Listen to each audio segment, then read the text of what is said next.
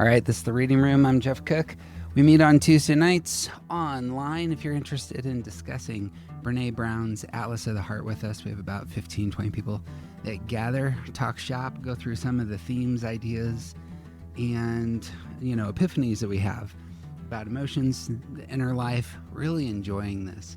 If you aren't getting a chance to stretch your arms and mind when it comes to Enneagram, this is a fantastic place to go. So we would love to have you. Go to aroundthecircle.org, sign up for a membership. We'll send you links for all that we're doing and how you can connect. As it stands, I'm in chapter 3, and what I do is I just do a deep dive into the chapter. Here are my reflections on the chapter and content and how it overlaps with Enneagram. And then we get together on those Tuesday nights, talk shop, talk about what you think and how it's connecting with you. And obviously that's the most interesting thing because, these recordings are just the philosopher going off on the philosophy side. But I loved this chapter and hated this chapter. I feel emotionally raw after this chapter. Number 3, places we go when things don't go as planned: boredom, disappointment, expectations, regret, discouragement, resignation, frustration. Just coming to the chapter, I thought, these are emotions that I avoid. This isn't a fun place to go. And this is where we go is language that we should kind of highlight. We don't necessarily live here, but we're going here.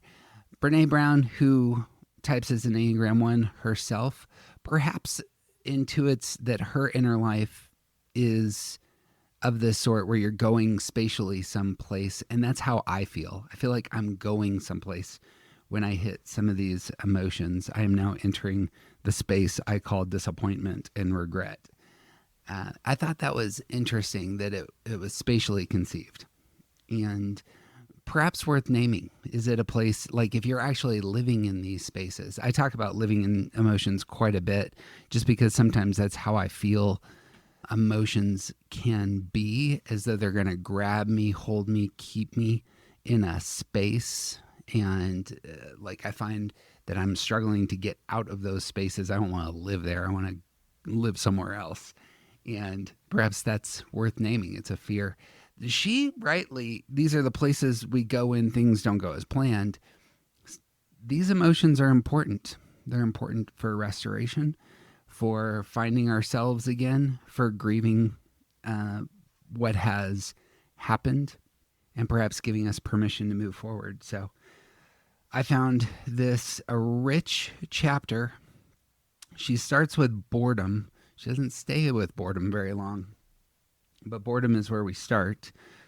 What's unique about boredom is that depending on the situation, it can wind us up and leave us feeling irritable, frustrated, or restless.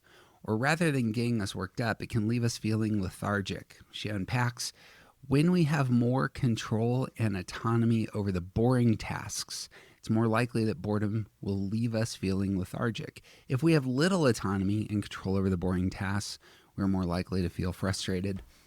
A lot of one language here for me. Again, control and autonomy is going to be central to body types, and frustration is going to be central to idealists. So 1s, 4s, and 7s are idealists who struggle with frustration. Big overlap there, for me in terms of autonomy and control and the feelings of frustration. I do like this distinction of having more control or little control when it comes to boredom and how it affects our energy. It's again, and she's gone through this quite a bit in this book so far, how we interpret our emotions matters. And commonly when we interpret our emotions, it produces in us feelings and postures, and we'll just continue to come back to that, I think, as we go through the book. But good introduction there. The other quote that hit me on the boredom side was, she writes, a recent study showed that simple, boring tasks or mundane activities can allow our minds to wander, daydream, and create. Lack of stimulation that defines being bored gives our imagination room to play and grow. I feel like I've heard this a lot recently, specifically when it comes to the phone. that the phone can be a tremendous obstacle to creativity because it fills this space of allowing our minds to really stretch for a minute, wander, and discover things that we wouldn't otherwise.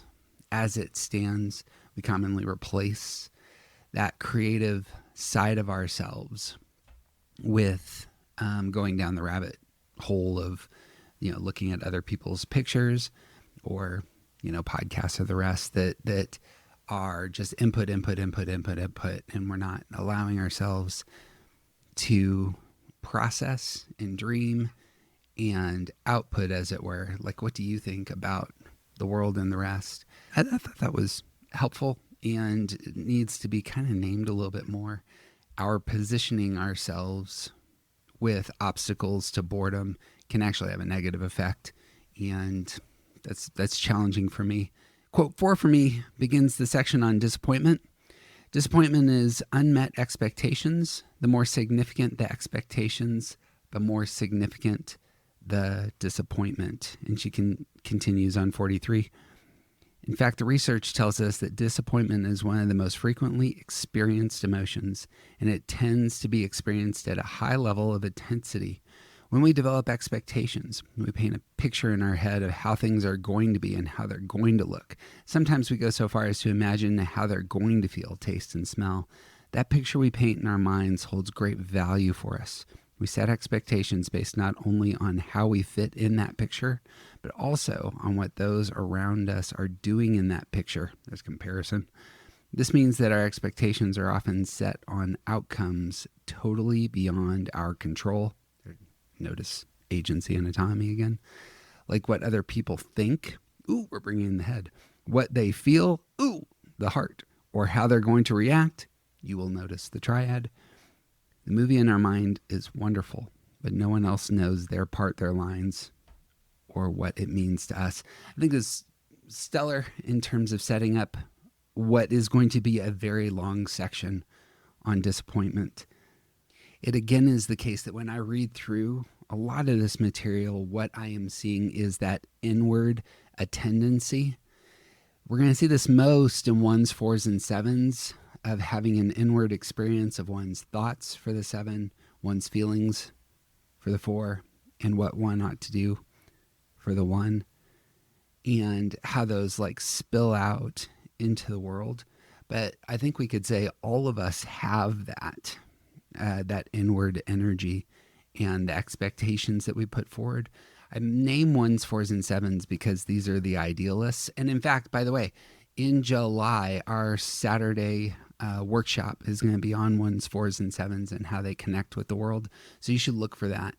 We're going to be meeting the second Saturday in July, which would be the morning of the 11th. And we're going to discuss how 1s, 4s, and 7s connect. So you should absolutely join us for that.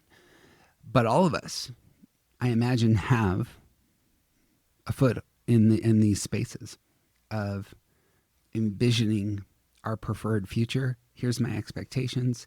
Here's the reality that I'm aiming at, and having some sense of, I hope it goes this way. Granted, we probably could talk about which of the types lack future tools. So, for example, I'm thinking of 2s and 9s.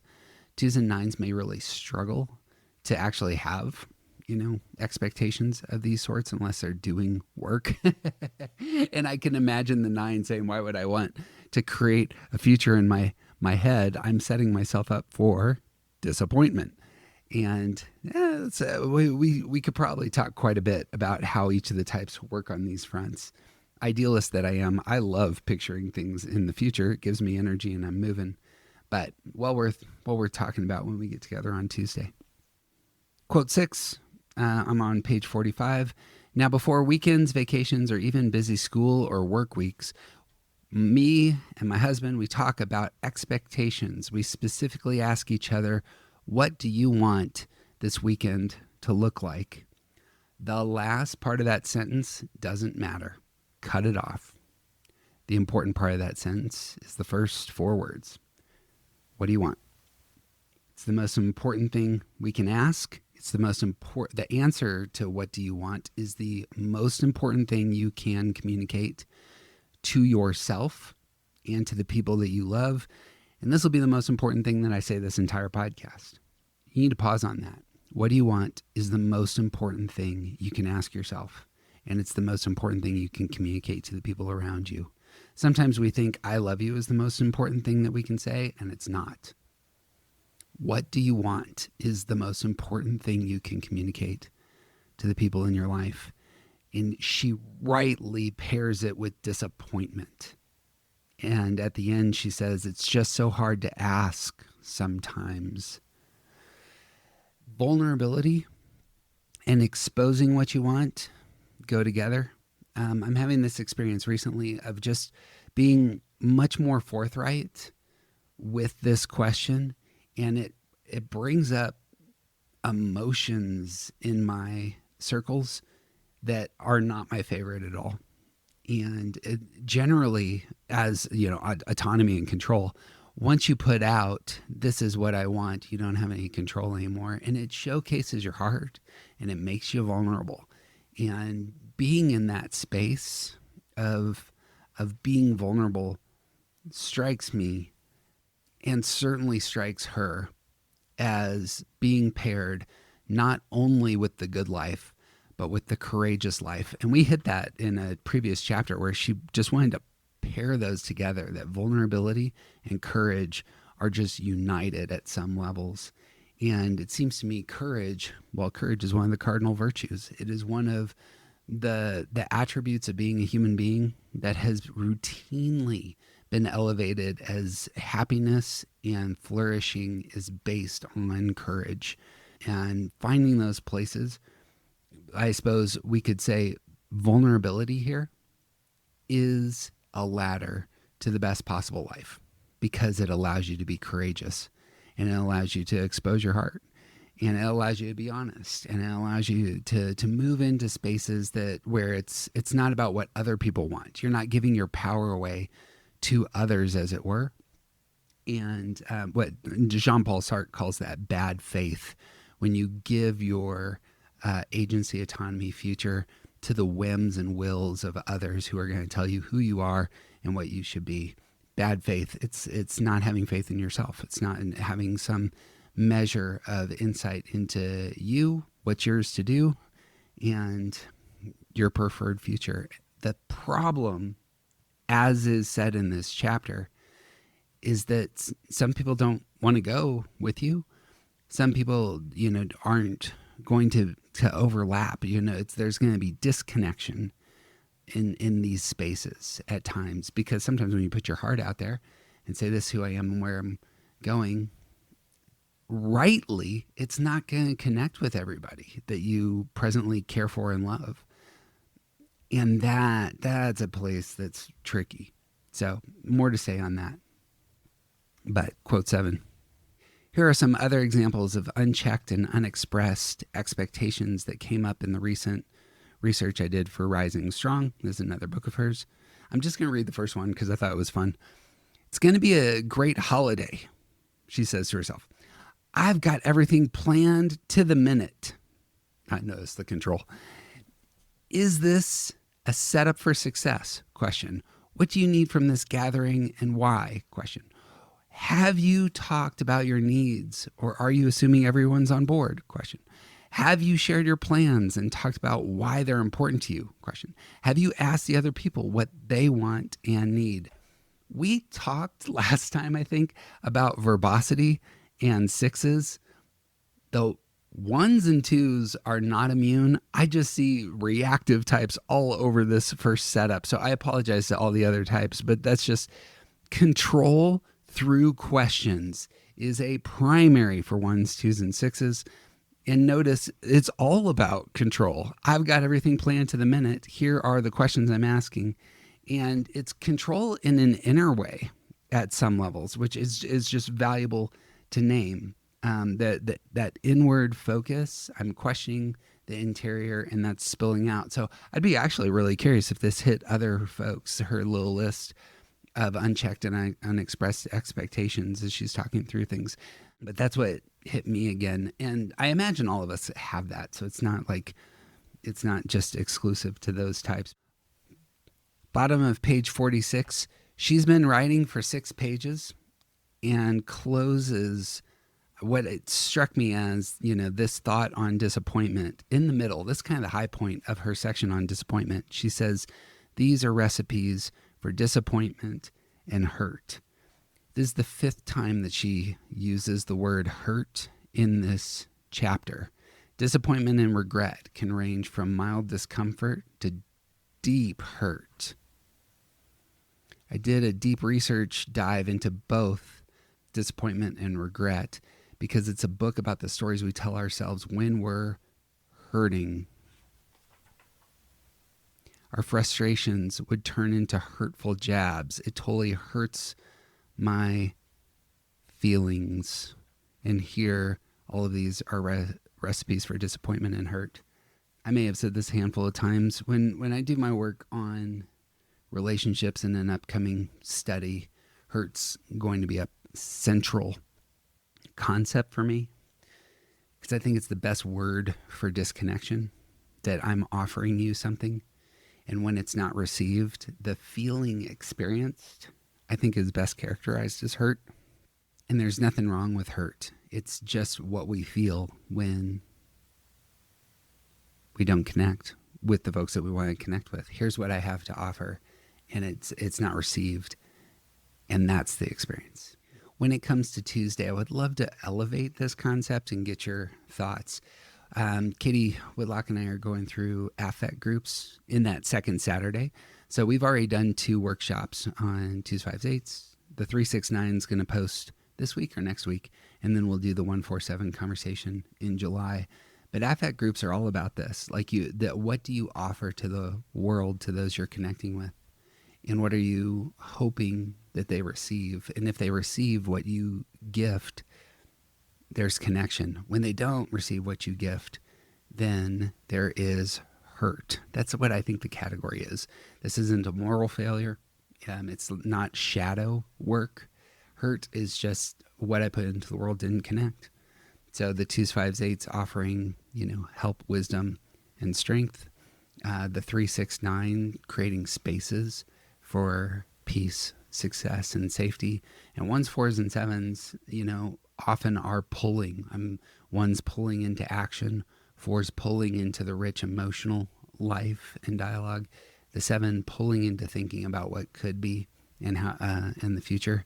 That when those acts are taking place for 1s, 4s, 7s, the pulling, for 3s, 6s, and 9s, the creating of atmospheres, for 2s, 5s, and 8s, the offering of something of value. Those are just really worth naming because when they're rejected, again, hurt. And I find that just a really helpful concept, Enneagram-wise, again, worth exploring. And then she follows up that sentence with, I know that asking for what we need and talking openly about our expectations is vulnerable. She just is circling that. And I would be really curious if this is a one thing or if this is true for everyone else. Because obviously a lot of her language and approach is really going to connect with me because we the same type. So elevating vulnerability in that sense of I'm exposing something, I'm talking openly about it, I'm asking for it, that connects with me. And there's something about being okay with the hurt. It's not anticipating the hurt, but it's saying something, I suppose just for me, saying something like, this is how life works, man. And you throw yourself out there and you put yourself on stage and you say the thing that matters. And this is what the rich, wonderfully led life looks like. And I suppose I'm spinning it negative. Some folks aren't going to go with you, but some people are going to go with you. Some people are going to connect with you at that level. And lo and behold, that's when you find a friend. That's when you find, your person, your partner. This when you get a chance to really build things that matter And I'm also hearing a lot in my language. There's kind of an all or nothing that comes out in my posture. Sometimes tempering and saying, here's what I want. It's very small. I just want to go to this concert, is what I need to do. As opposed to, we need to move across the country together and start a new life. It's going to be amazing. Anyway, extremist that I am. This quote 9. Communicating our expectations is brave and vulnerable, and it builds meaningful connections. I'm just going to keep building on this, but the truth is sometimes you voice your hopes, and those you want to be connected to, meet, will say, that's not for me. And that's where the hurt comes in. Just to build on this, I mean, you proposed and she said no. You wanted to move and outlined a vision for our future, and they said no. I wanted to have kids, and he said no. I wanted to write this book. The publisher said no. All the publishers said no. I wanted this. And what I heard back from the universe was no. There's the thing about desire and motive are core to who we are, and this is what Enneagram is about. It's like it's giving language to your motive. What do you want? And sometimes what we want goes unrealized. Hurt. But the glorious truth is sometimes the things that you want do happen. And maybe it's just in a smaller sphere. Getting language around that, getting perspective around that, seems to me like that's the glorious part of the Enneagram. You have language for your motive, your desires, your wants, and you at least can name them, analyze them, think about them, and then begin wisely to put them in their proper space so that you can courageously act on them in moderate fashions and produce the best possible life. Those of you who are into Greek thought will recognize that I just named the 4 cardinal virtues of wisdom, courage, moderation, and justice. That just strikes me as a fantastic little road map for us. Again, while we're talking about. Quote 10. After Elizabeth was told she was a shoo-in for a promotion, she's going to tell a story about somebody that she interviewed.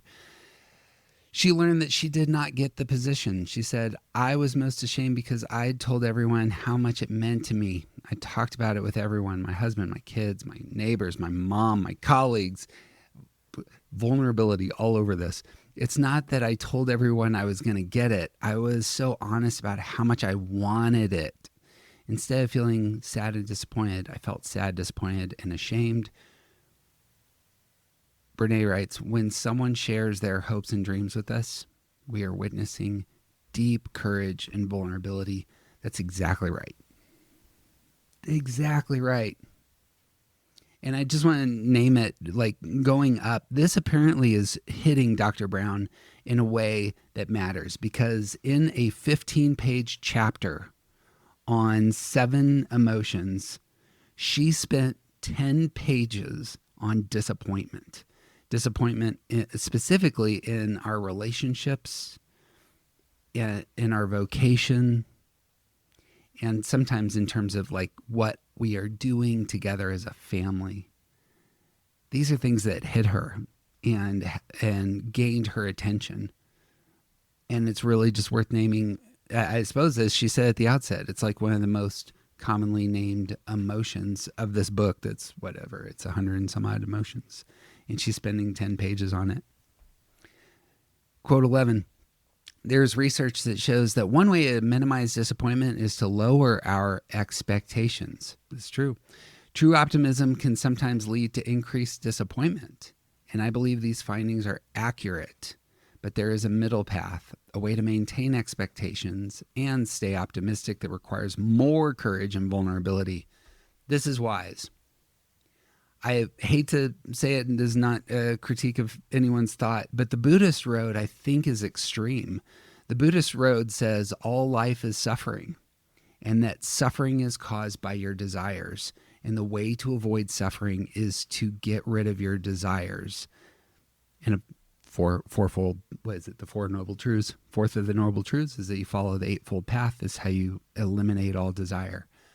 In my view, I think that's a misstep. I think that getting rid of desire gets rid of your humanity at some really important levels. She's not going down that road. There is a middle path. Oh, I wonder if she's using path there intentionally. That would be, subversive. There's a middle path, a way to maintain expectations and stay optimistic that requires more courage and vulnerability. Courage, vulnerability, and what I'm hearing there is moderation again. And it takes wisdom to get there. Wisdom, courage, moderation, all over this section. I want to do so much work on those virtues. I'm saying, some of you know this. That's where I want to conclude our big study. But it sings to me right there that there's a better way to deal with disappointment than simply shutting all of it down. What you want makes you alive. What you want propels everything you do. Even if you don't want to desire anything anymore, that in and of itself is a desire. Only rocks, inanimate objects don't want something. But if you want something, that is core to you being alive. And the fact that our nervous system is so developed, our longings and desires are enormous compared to trees and the rest. They make you human. They make you human. It seems to me there are a handful of spiritual traditions that want to minimize your desires, that want to cut off your desires. You should obviously cut off negative, like soul-destroying desires. You should, pull back on the natural shadow side that you got. But desire itself and getting rid of desire is just, it's a misstep. She is exactly right. Moderate that shit. Name the things that are wise to want. Name the things that really are about you and what you hope for, long for, what is yours to do, etc. Name those things, embrace those things, make them part of who you are. That strikes me as just the rich human life. And some of us will, like myself, will go too extreme into our desires. And some of us will cut off our desires and not give them power and weight and voice them such that we can connect with others who share those same desires so that we can move forward together. That strikes me just as it's just core to the human experience. And as we navigate those things, here's really core to the human experience. As we navigate those things with our words, with our communication with others, a lot of times it's not going to connect, but when it does connect, that is just, you will feel the joy. Like that, for me at least, that's a place of joy.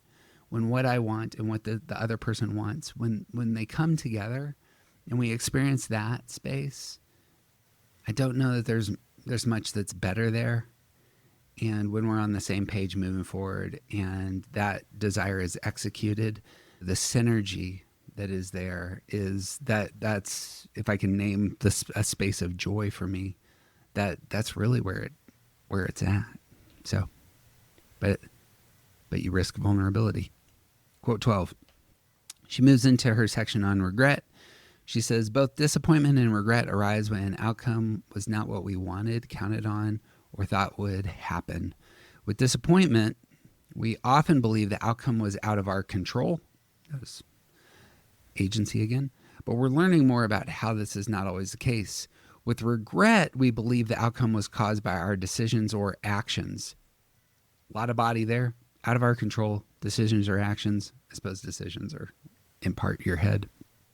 Interestingly, she says, research shows that in the short term, we tend to regret bad outcomes when we took action. However, when we reflect back over the long term, we often regret the actions we did not take, what we didn't do, and we think of those as missed opportunities. I love this. Short term, we regret doing certain things. But in the long term, we look back and say we should have. I assume at some level this is unavoidable. And I assume at some level, like even if you had done X, Y, and Z, you would just have a whole new list of things you regretted, because the course of your life would have changed slightly, and and then you're there. I love the idea that there's a space in your brain, and I absolutely can put my thumb on this, of the actions not taken, the things not done. Really wish we would have done this again. I suppose, if you are dialoguing through your desires, wishes, then and seeking to execute, the things that you want most, it does push against regret. At least you jumped in the ring, as it were, in some spaces.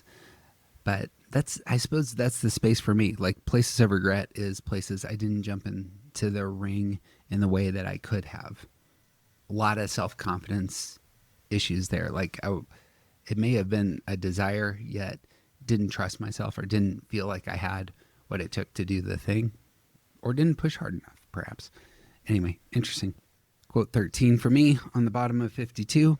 While a meta-analysis, a study of studies, focusing on regret indicates that approximately 90% of regrets fall into one of 6 categories: education, career, romance, parenting, self-improvement, and leisure. I've heard many research participants echo Saunders in regretting failures of kindness. And I know that some of my own biggest regrets include failures of kindness, including failure of self-kindness. Yeah, shocker for ones. You need to be nice to yourself, Enneagram ones. I think this is exactly right. Like, in terms of not the actions that we didn't take, but the actions we should have taken. She used that as a category. Acts of kindness, in my mind and heart, also elevate. I don't want to discount the other categories here. I think, like, education, what could I have learned? Career, what could I have pursued? Romance, who could I have pursued? Parenting, I was figuring stuff out. You were too. I'm making mistakes. You're just a different kind of human being than anything I've encountered before. Self-improvement, I think this is valuable. Look back at your New Year's resolutions and what could have been executed, perhaps. And leisure. I actually feel leisure, and again, one that I needed to have gone skiing way more. Skiing sounds like a pretentious, snobbish leisure activity, which it can be. It's also the case that some of us can figure out how to get to the mountain for less than $30 and make things happen. So not entirely I'm the riffraff on the mountain. Just whenever I talk about skiing, just know, riffraff. 14 for me. While some people disagree with me, I firmly believe that regret is one of our most powerful emotional reminders that reflection, change, and growth are necessary. In our research, regret emerged as a function of empathy, and when used constructively, it's a call to courage and a path towards wisdom. Again, we're bringing up a ton of virtue language here, and you will not be surprised that I'm getting more into her Enneagram 1 side. I thought she was a 7 in the intro. Maybe she was just really, really confident, comfortable, secure writing that intro. But as we're getting into this, the invitation to improvement all over this, that naming the emotion and saying, you know what, this emotion gives you space to reflect, change, and grow. I mean, that's catnip for me. And when used constructively, it's a call to courage and a path to wisdom. Courage and wisdom, man, when they go together, are just powerful. You need moderation to make things a little bit more even there. But at some point, I would love to talk about courage, wisdom, moderation, how they overlap especially with our stances. I think that 4s, 5s, and 9s really struggle to get into courage. I think 1s, 2s, and 6s really struggle to get into wisdom. I think 3s, 7s, and 8s really struggle to get into moderation. And these are just kind of worth naming. Quote 15 for me, page 53. The idea of no regrets doesn't mean living with courage. It means living without reflection. That's a dig. To live without regret is to believe we have nothing to learn, no amends to make, and no opportunity to be braver with our lives. Yeah, no regrets is just living without wisdom. And she tells the story of the tattoo, which you've all seen, that says no regrets, or RAGRETS, right? With, tattooed across somebody's belly or chest. There, are you sure you're not living without regrets? No, it's a sign that you're not self-reflective. And again, one that I am. I think this is choice invaluable, and I'm here for it, Dr. Brown. Last section, this is the last page, 54. Lots to say on this last page because she piles all of those other emotions. She spent 10 pages on disappointment, and now all the other emotions are going to get lumped here of what is it? The places we go when things don't go as planned. She, by the way, can't help but list disappointment again. It's the very first in her list. The section's on discouragement, resignation, and frustration, but we really need to bring up disappointment one more time. I think that's funny, and I think that's human, and I think it's really worth naming how dominant this feeling is. So when we come together to talk, that's worth naming. But she names 5 emotions here. I think that these can be broken up into temporal categories, and that made me happy. Disappointment, it didn't work out how I wanted, and I believe the outcome was outside my control. Past. Regret, it didn't work out how I wanted, and the outcome was caused by my decisions, actions, or failure to act. Again, past. Again, notice the agency, my control, my decisions for disappointment and regret. But she moves forward. Notice this. Discouragement, discouraged. I'm losing my confidence and enthusiasm about any future effort. I'm losing the motivation and confidence to persist. Resignation is similar. Resignation, I've lost my confidence and enthusiasm about any future effort. I've lost the motivation and confidence to persist. Discouragement is about losing. Resignation is about just naming, I have lost. These are future-oriented. She puts it in bold. It's about future effort.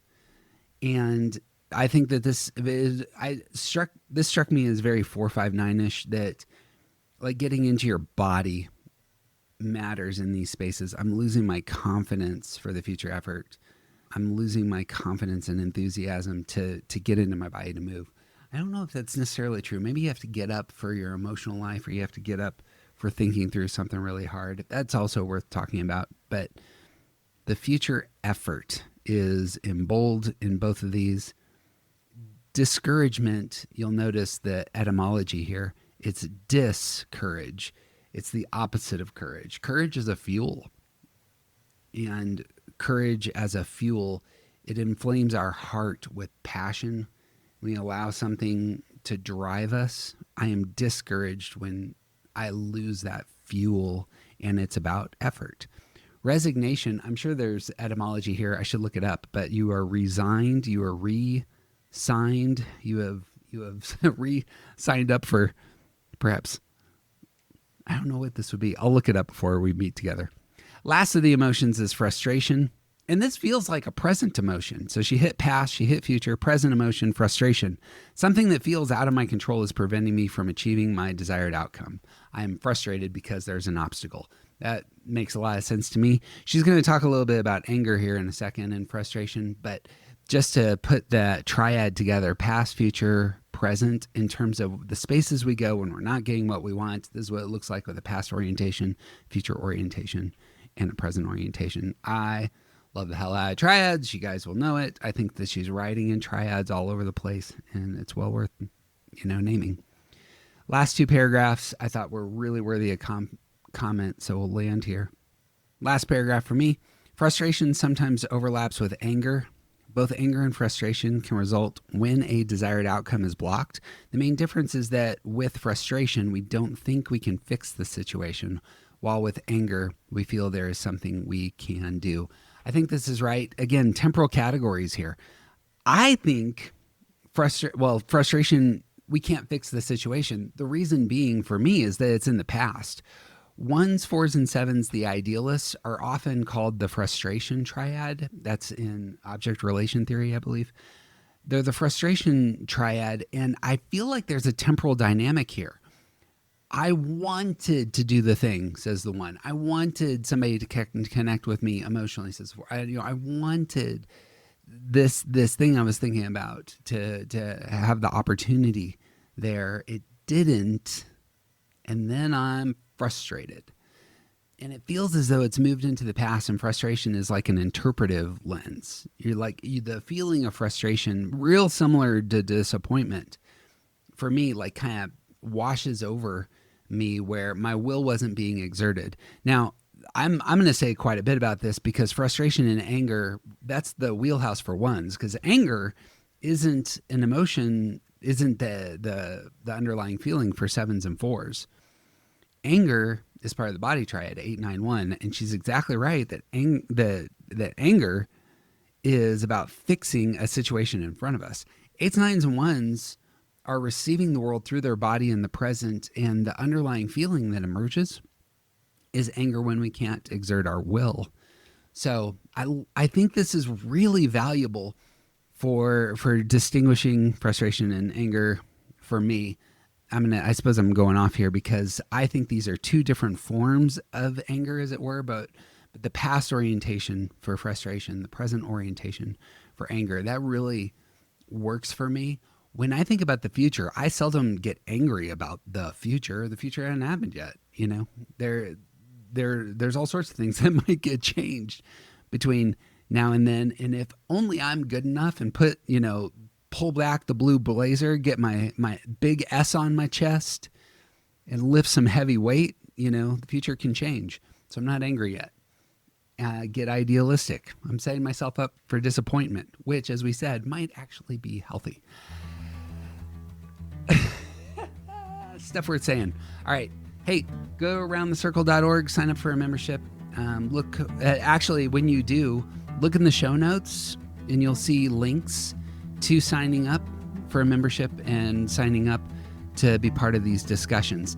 There's about 1,000 people that are going to listen to this episode. It's not for everybody, but it might be for you.